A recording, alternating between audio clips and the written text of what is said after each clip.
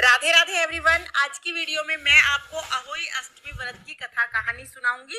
तो कथा कहानी सुनने के लिए हम गणेश जी को, अहोई माता को तिलक कर देंगे। जो भी कथा सुन रहे हैं सबको तिलक करेंगे। उसके बाद अपने हाथों में गेहूं के दाने या चावल के दाने लेकर हम अहोई अष्टमी व्रत की कथा सुनेंगे। तो चलिए अब मैं अहोई अष्टमी की व्रत कथा शुरू करती हूँ। एक बार एक गांव में एक साहूकार रहता था। साहूकार के 5 बेटे और एक बेटी थी।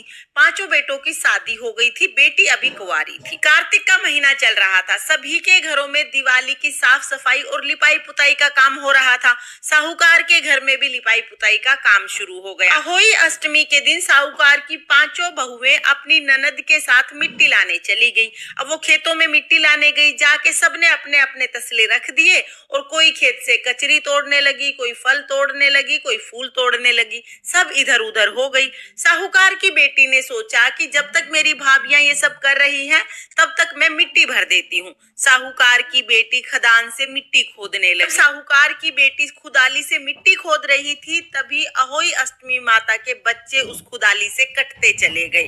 जब 7 बच्चे कट गए तो अहोई अष्टमी माता हाहाकार करती हुई प्रकट हुई। अहोई अष्टमी माता का ये रूप देखे साहूकार की बेटी डर गई और जोर जोर से रोने लगी। उसकी भाभियां भी वहां पे आ गई। अहोई अष्टमी माता ने कहा, तुमने मेरे सारे बच्चों को काट दिया है, मैं तुम्हारी गोद लूंगी। अब ये सुन के साहूकार की सारी बहुएं डर गई। साहूकार की बहुओं ने कहा कि अगर आपने इसकी गोद ले ली तो हमारी सासू माँ हमें अपने घर में नहीं घुसने देंगी, वो घर से निकाल देंगी। अहोई अष्टमी माता बोली, इसने मेरे बच्चों को काटा है, गोद तो मुझे जरूर चाहिए। अगर इसकी गोद नहीं देना चाहते तो तुम अपने में से किसी की गोद दे दो। सारी बहुओं ने अपनी गोद देने से मना कर दिया।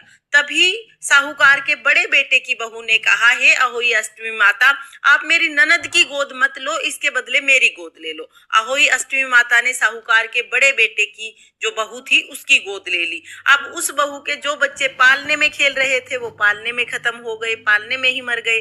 जो स्कूल गए थे स्कूल में मर गए, जो आंगन में खेल रहे थे आंगन में मर गए। जब उसकी सारी संतान खत्म हो गई तो सास ने कहा कि अब मैं तेरा क्या करूंगी। सास ने धक्के मार के उसे घर से निकाल दिया। वो बेचारी गांव से बाहर जंगल में जाके रहने लगी। वहां पर एक गाय रहती थी। गाय लंगड़ी थी, उससे चला नहीं जाता था। अब साहूकार के बेटे की जो बड़ी बहू थी वो गाय की सेवा करने लगी। इससे उसका भी टाइम पास हो जाता और गाय की भी सेवा हो जाती। उसने गाय की इतनी सेवा की कि गाय के पैर ठीक हो गए। गाय बहुत अच्छे से चलने लगी। अब 1 साल हो गया गाय की सेवा करते करते। गाय को बहुत अच्छा लगा।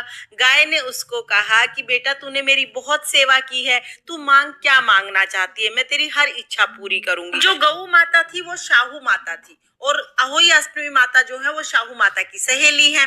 तो साहूकार के बेटे की बहू ने कहा कि हे शाहू माता, अगर आप मेरी सेवा से प्रसन्न हैं तो मेरा बस एक काम कर दीजिए। अहोई अष्टमी माता ने मेरी गोद ली है, आप कृपा करके मेरी गोद वापस दिला दीजिए, क्योंकि अहोई अष्टमी माता आपकी सखी सहेली हैं, आपका कहा वो नहीं टालेंगी, तो आप कृपा करके बस मेरी गोद मुझे वापस दिला दीजिए। तो शाहू माता साहूकार के बेटे की बहू को लेके और अहोई अष्टमी के घर चली गई। घर गई तो अहोई अष्टमी अपनी सहेली को देख के बहुत खुश हुई। अहोई अष्टमी माता बोली कि आज तो तुम बहुत दिनों में आई। अहोई अष्टमी माता ने चांदी का पीढ़ा बिछाया और सहेली को बैठने के लिए कहा, लेकिन शाहू माता ने बैठने से मना कर दिया। शाहू माता ने कहा कि आज मैं तुमसे कुछ मांगने आई हूँ, तुम वचन भरो कि मना नहीं करोगी, तभी मैं बैठूंगी। अहोई अष्टमी माता बोली कि 1 वचन 2 वचन, तीसरे वचन को ऊकूं तो खड़ी नरक में सूकूं।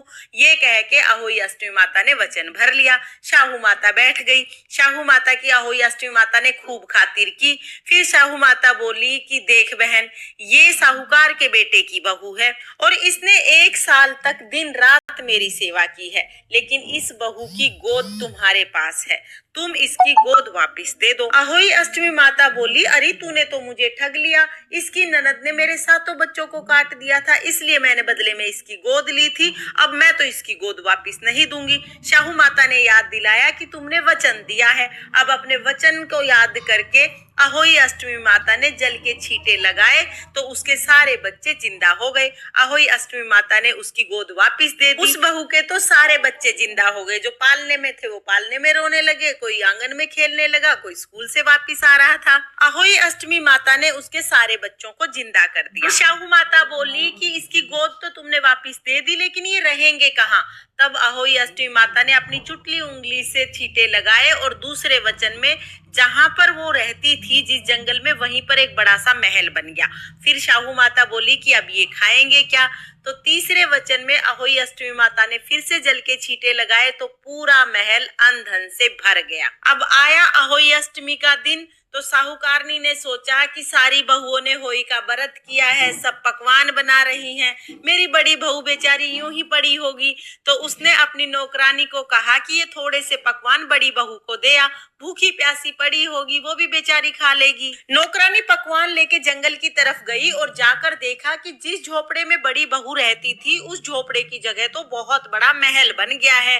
बड़ी बहू पूड़े उतार रही है, बच्चे आंगन में खेल रहे हैं, बहू कंडवारे बांट रही है। नौकरानी भागी भागी साहूकारनी के पास आई और आके बोली कि तुम्हारी बहू तो कंडवारे बांट रही है। अब साहूकारनी बोली कि ये दोरानी जिठानी बोली मारेंगी, इस वजह से तो मैंने उसको बेचारी को घर से निकाला था।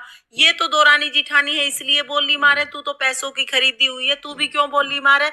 नौकरानी बोली ना माँ जी, मैं बोली नहीं मार रही, मैं बिल्कुल सच सच बता रही हूँ। आपकी बहू तो पूड़े उतार के कंडवारे बांट रही है और बच्चे आंगन में खेल रहे हैं। सास तो भागी भागी गई, जाके अपने पोते पोतियों को गले लगा लिया और बोली कि बहू क्या जादू टोना करा, ये सब कुछ कैसे हो गया? बड़ी बहू बोली माँ जी मैंने तो कोई जादू टोना नहीं किया, मैं तो गौ माता की सेवा करा करती। गौ माता की सहेली है अहोई अष्टमी माता, गौ माता ने अपनी सहेली से कह के मेरी कोख वापस दिला दी। आपने तो मेरे को घर से निकाल दिया था, पर गौ माता ने और अहोई अष्टमी माता ने मेरे पे कृपा कर दी और मेरी कोख वापस दे दी। साहूकारनी बोली बेटा मैंने तेरे को इसलिए घर से निकाला था, अगर तू घर रहती तो दोरानी जिठानी ताने मारती रहती, तेरा जीना मुश्किल हो जाता, इसलिए मैंने तेरे को घर से निकाल दिया था। अब सास ने तो झट से बहू को अपने गले से लगा लिया, बहू ने भी अपनी सास के पैर छुए, बाएं ना दिया। दोनों सास बहू ने मिलके खूब कंडवारा बांटा। हे अहोई अष्टमी माता, जैसे आपने बड़ी बहू के साथ पहले की वैसे किसी के साथ मत करियो, और जैसी उसको बाद में आई, जैसे उसके बाद में सारे बच्चों की उम्र बढ़ाई, वैसे ही सबके साथ करियो। इस कहानी को कहते सुनते हुकारा भरते सब पे अपनी कृपा दृष्टि बनाए रखियो, सबकी संतान की आयु बढ़ाइयो, सबकी संतान की लंबी उम्र करियो और सबको संतान दियो। ये थी अहोई अष्टमी व्रत की कथा कहानी।